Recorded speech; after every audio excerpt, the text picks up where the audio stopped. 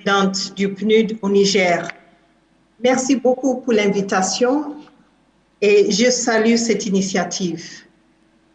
Je voudrais cadrer mon intervention autour de deux questions.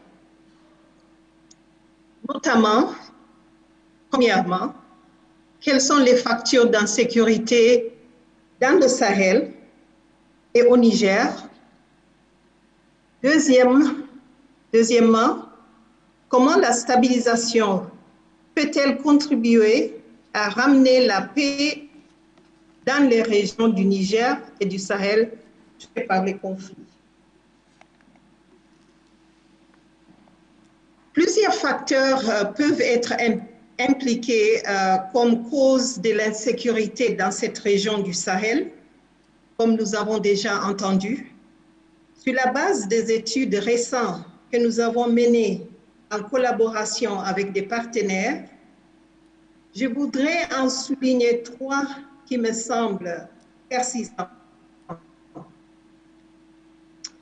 Premièrement, ce sont les difficultés économiques, et je pense que ça a déjà été mentionné, et l'accroissement des inégalités, et non l'extrémisme religieux qui alimente l'insécurité, en particulier dans les communautés frontalières.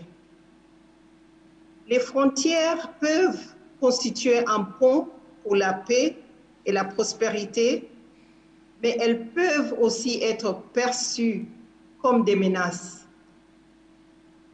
Deuxièmement, le fossé intergénérationnel entre les jeunes et leurs parents crée la base des constatations, des protestations et les soulèvements menés par les jeunes ainsi que l'extrémisme. Aux profondeurs de cette fracture, l'exclusion des jeunes des processus décisionnels et l'absence de dialogue intergénérationnel est un sujet de préoccupation dans tout le Sahel qui devrait susciter des réformes politiques visant à soutenir la jeunesse. Troisièmement, aucune région d'Afrique n'est non gouvernée.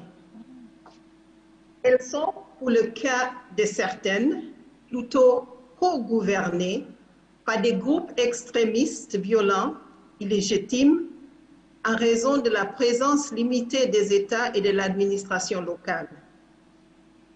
Ainsi, certains groupes extrémistes violents dans le Sahel fournissent des services de base non viables afin de gagner les cœurs et les esprits des communautés locales.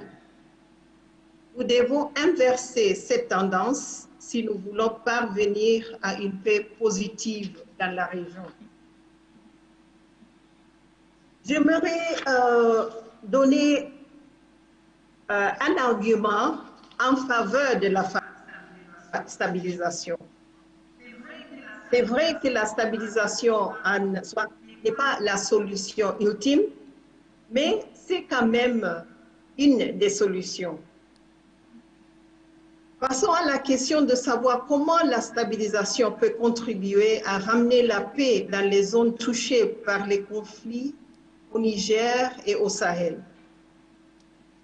Vous savez que depuis 2015 au moins, nous avons assisté à la conduite intense d'opérations militaires offensives par les forces gouvernementales avec le soutien des partenaires internationaux. Pourtant, j'aimerais soumettre ici que les plus grandes menaces à l'extrémisme violent dans le Sahel ne sont pas les drones.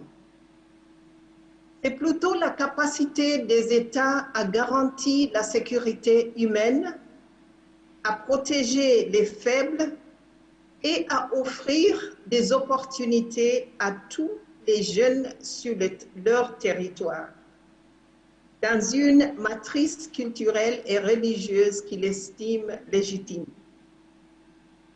C'est pourquoi la stabilisation est importante. Et nous avons déjà entendu une description de qu'est-ce que c'est que la stabilisation. La stabilisation offre au gouvernement la base pour aligner les opérations militaires sur le soutien à l'État, pour reconstruire les communautés et améliorer la gouvernance dans les zones qui ont été ravagées par les conflits. Le programme pour la stabilisation de la région du bassin du lac Tchad, en l'occurrence le Cameroun, le Tchad, le Niger, le Nigeria, est mise en œuvre en appui à la stratégie de la stabilisation de la Commission du bassin du lac Tchad, entérinée par la Commission de l'Union africaine depuis 2018. Ces 4 pays de la CBLT sont soutenus dans ce cadre par la République fédérale de l'Allemagne, l'Union européenne, le Royaume de Suède, le Royaume-Uni et le Royaume des Pays-Bas avec l'appui technique des programmes des Nations Unies pour le développement. Nous avons également entendu les 3 piliers de ce programme de stabilisation, notamment la réhabilitation des infrastructures essentielles et la prestation des services de base, la sécurité physique et l'accès à la justice, la revitalisation de l'économie locale.